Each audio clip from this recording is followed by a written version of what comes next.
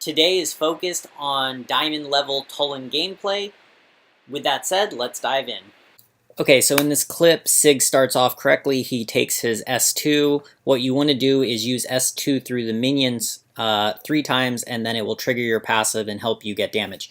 Ideally, you want to hit the minions with the hero. So here, we are going to notice Sig's 1 goes into Maganga's AoE, which is bad. 2, he missed the hitting one of his stacks, because if you flash correctly, you can do it in the front and the back and hit and get 2 stacks of your passive for each flash. So he missed one.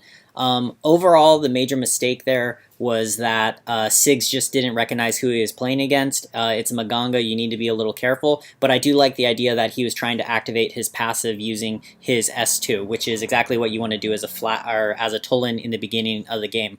I also would have liked if he would have hit more of the minions with his S2. So try to hit all 3 minions with both your S2s when you're doing that, because you'll clear the wave nicely. So that's a perfect example of a great combo to clear wave with Tulen. You want to hit your S1 into the very front and then use your S2 through the wave, and it will actually clear the wave and activate your passive and only use one of your strikes. So that was great. So here, same thing. This time he learned his lesson. He's dodging the thing. I would like him to do the same combo. He could have actually got in there. He could have comboed the minion with Maganga. So those are the part that make Tulen really strong, is when you can kill the minion wave while getting your passive up and attacking the enemy. But I do like that he's going around the map with his passive activated. I think that's really good. Here, nice, great kill on Alice coming in. And now hopefully he goes back. Okay, oh, actually they're going to do the dragon. This, I don't know. It depends. This could be a good call if the Wukong comes, but it could be bad if they're going to just lose mid and the team's not going to help. So that's nice. I would like him not to take the AoE damage, but that was pretty good. And they see the enemies rotating. Too early on the ult. So Tulen's ult is to clean up kills, not to poke damage. So it does a lot more damage as kind of an execution type of ability. So there I would have liked him to hold on to his ultimate instead of using it for that very minimal chip damage. But his team still cleans up the kills, so awesome job. Yeah, Sigs, you're doing really good using that S1 to S2 to clear waves. So far you're doing really good on your roaming. Your objective call on the dragon was good.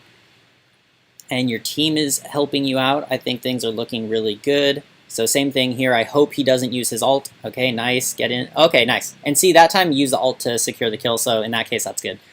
And damn, that Baldum just owned on that Ahri, so good job to him. So nice, hopefully he comes in here, clears the wave, activates the passive, and gets on Maganga with Wukong. Good, perfect.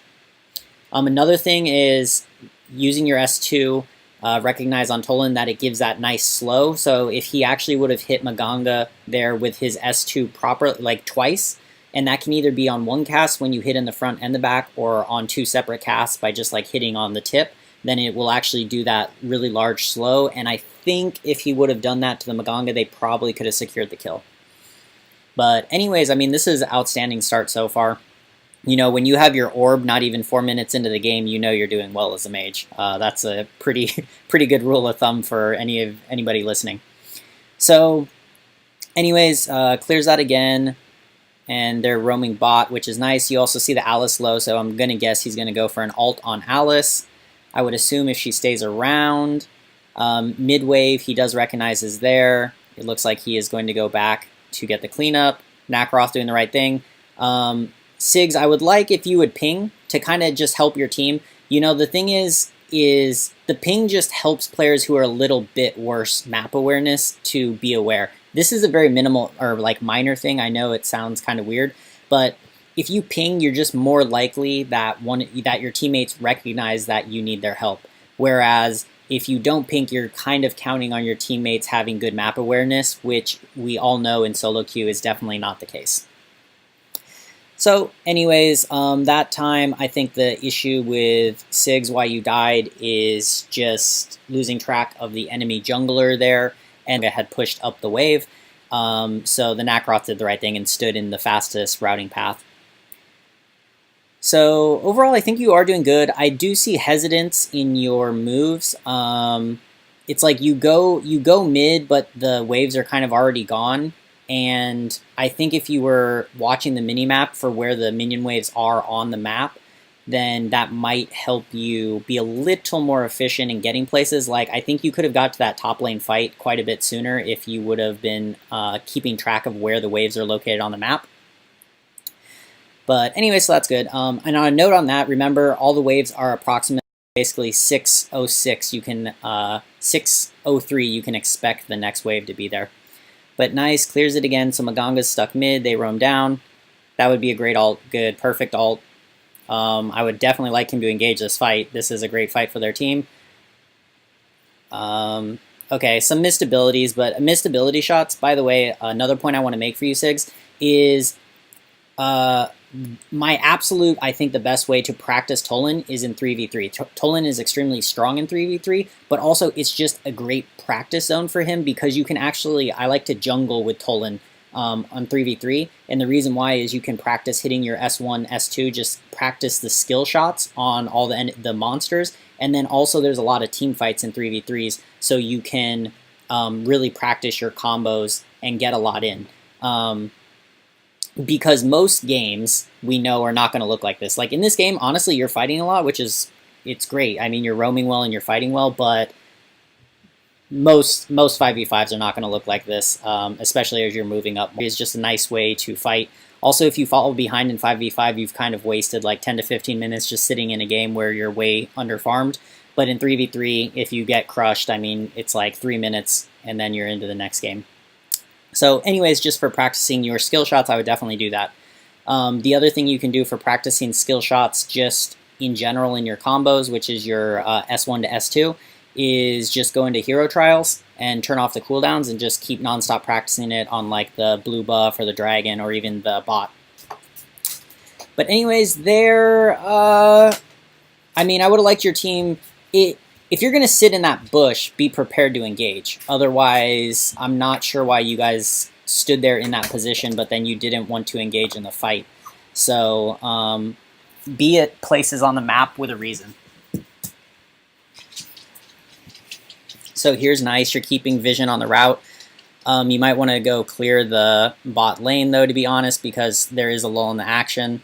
I do notice you tend to walk through Maganga's ult on the ground quite a bit, so that's another positioning thing.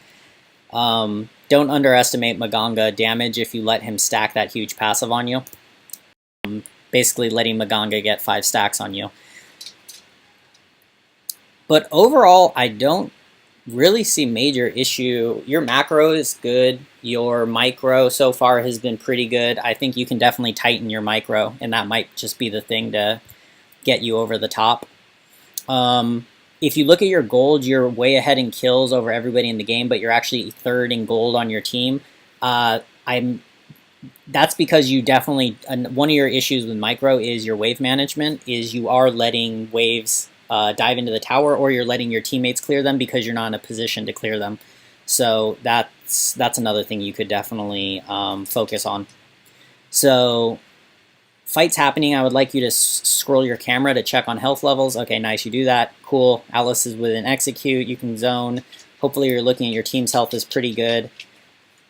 Okay, you kind of got lucky that their Alice took bad routing there. I'm not sure why so your teammates are also poking, like Wukong is an assassin, Ryoma is an assassin, you're an assassin. You're kind of clean up, but they kind of need the same thing too. So in general, this is a good example of how people can end up with losing game MVPs, is if you have a team comp and you're letting your team go in there and do the damage and risk dying, and then you're coming to clean up when it works out, then you can end up looking like you did really good in games, but that is at the same time why you're losing games.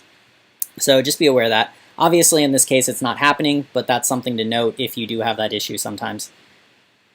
So right now, I would definitely just be getting away. And you need to try to look. I would try to flash over walls, right? You're not going to be able to run away from an Alice because she's just going to keep shield boosting the Maganga to get you up. And then I haven't seen his build, but I'm guessing he might have had Frosties already to slow you down. So I would have preferred, instead of you trying to run around to the river, to flash over that wall with your S2. And if you're not familiar with what terrain you can get over with your S2, once again, go to Hero Trial and just turn off the cooldowns and use your S2 to just navigate around the map, right? And go test all the different walls that you can hop over. But you can definitely hop over that Spirit Sentinel wall. You can definitely hop over the Dragon wall. You can hop over these entryway walls.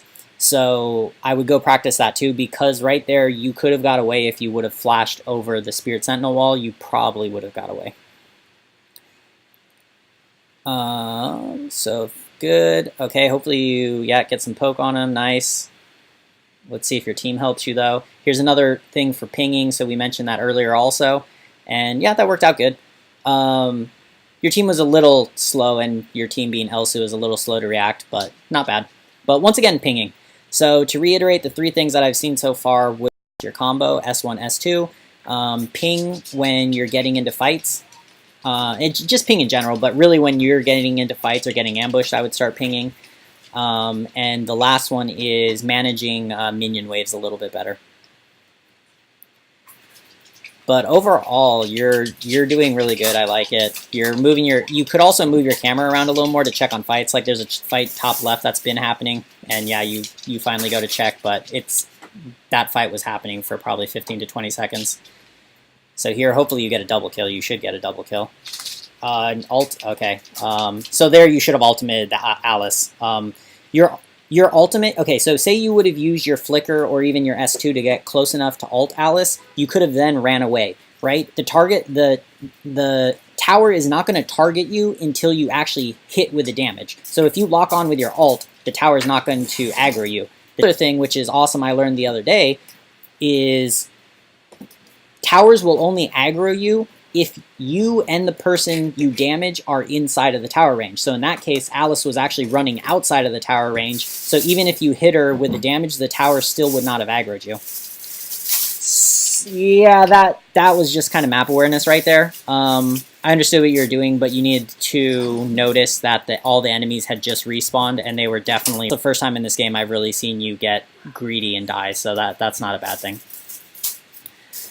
Right now, if I'm looking at your team comp, for you guys, let me look at the enemies. Yeah, I would kind of be worrying if I was you guys about ending the game quick. Assassins tend to fall off later in the game because people built ways to sustain. Like, for instance, you have the Arctic Orb to sustain through Assassin Burst. So your team has 3 basically Assassins, and you only have Elsu to poke. Whereas the enemies have an Alice who scales really, really well into late game because her cooldowns become nothing, and she's going to really hurt you and Wukong, especially with her silence. And then also they have a Yorn who obviously scales amazingly into late game. So hours and getting value before the game goes too much longer. Love it. You ambush on the Kali, which should result in these towers. Hopefully you go steal the blue buff while you're waiting for waves. Nice. That's another thing I think everybody can learn from what Siggs is doing, which I think is really good, is if you notice, so far when Siggs gets kills, he gets objectives, he gets towers. So right there, he got a kill, he pushed the wave, he got their blue buff. To start the game, remember, he got that gank bottom, and then he instantly turned that into a dragon. That's the mark of just a really good player. And Siggs, I believe, yeah, he's into Diamond. I'm not sure how close to Masters he is, but judging by this play, I think Siggs can definitely make it towards Masters with very minimal tweaks to his gameplay. So definitely a really great example of game. Ari early game would have had you, but now that you kind of got to late game builds and options to deal with Assassins, it doesn't happen. But anyways, that's the video. Overall, Siggs, I think you did awesome. Hopefully you can take a few of those notes away and apply them to your ranked gameplay and get yourself into Masters. Anyways, good luck and take care. Okay, that does it for today's video. I hope everybody enjoyed it. Please like and subscribe if you did. Also, it really helps me if you will share this video around so that other people can join the Squirrel Nation and just join our great community we have going on. But anyways, as always, I'll see you all tomorrow, and happy ranking.